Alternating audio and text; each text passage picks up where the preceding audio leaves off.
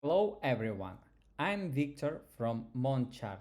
Today I will show you how to connect Heroku and turn your deployment and operations data into simple charts you can monitor and share. You can track deployments, builds, dynos, add-ons, and pipeline activity in one place. The first step, please sign in to your account using your credentials. Go to Profile page and choose Heroku Deploys and click Connect. After that, go to your board page, choose your board, click Add Tile and choose Heroku. Choose your specific app and click all of them. And also you can choose time frame, for example, data for last year.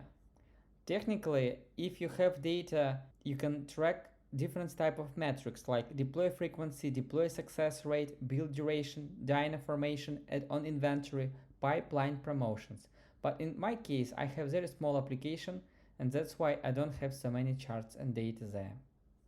Once your charts are ready, you can generate new AI summary to quickly understand what is happening in your data.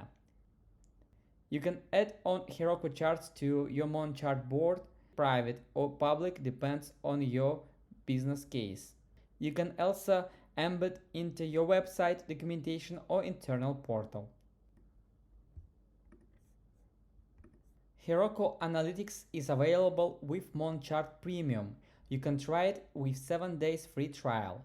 You can also combine Heroku with Google Analytics, Search Console, YouTube, GitHub, Salesforce, Stripe, Zendesk, Jira, Cloudflare, Netlify, and other integrations. Connect your Heroku account, create your first deployment dashboard, and start monitoring your products at monchart.com. And if this tutorial was useful, subscribe for more short tutorials on live dashboard and SaaS integrations. Thanks for watching and I'll see you in the next video.